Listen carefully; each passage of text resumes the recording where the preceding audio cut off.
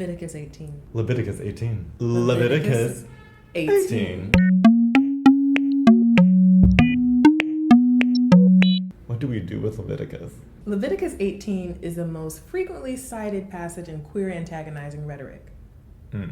In fact, if you Google Leviticus, you will get this. You shall not lie with a man as with a woman. It is an abomination. Usually when people cite the laws of what it means to be Christian, they use this passage. But can we think about the time of this story's writing? These are people who are trying to create a world and a culture. These are texts that are urging a growing people not to behave like the proverbial them. To behave like them is to dilute the us. Did you just have an aha? Well, because for there to be a them, there has to be an us. Right. And to have an us, you have to make a them. Right.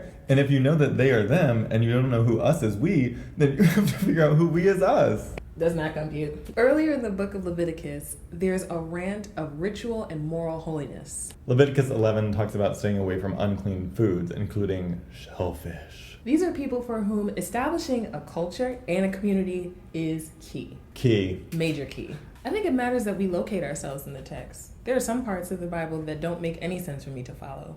What do you mean locate yourself? Well, like, there's a whole passage that talks about slaves obeying their masters. I'm not doing that.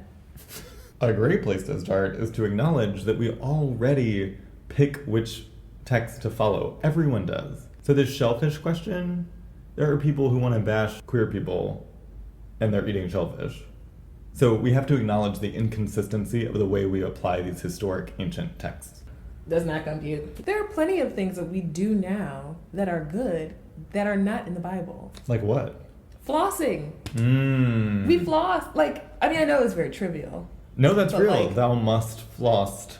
It's not a thing. It's not a thing. And yet that is how we adapt to So the why do world. we think the Bible is a moral guidebook that is exhaustive? That everyone's activities, sexual or otherwise, must be included in it for them to be good? It is our duty to read the Bible not as a manual Or a literal history book. or an instructional text. Instead, it's our duty to live fully and freely to make this world better. So Leviticus maybe shouldn't be the end-all be-all for telling queer people how to get their lives. Leviticus was written for a very particular community that needed to survive. Now what queer people need to survive is love and celebration of who God has created them to be. What does it say about us that we always go back to Leviticus? There are plenty of other passages. Why are we so obsessed with this one? What does that say about us as Christians if the thing that we do with our holy text is smart people over their head? And what does it say if we only pick particular passages from Leviticus? We want consistency. We want life. We want gospel. Which means we're looking for ways to bring life, to bring peace, healing, joy. Wholeness. Love. Jesus. Jesus isn't in Leviticus. Does not compute. If Leviticus were a person, I would sit him down right here and say, Leviticus, you're trifling, and I love you anyway. So what I'm going to do is keep Leviticus, right here. Far enough so that I have some space, but then I can go like this and put my hand on Leviticus' shoulder and just one of these things. But distance, I need my space. Because what we learned is we don't throw people out. We don't throw people out. No one is disposable.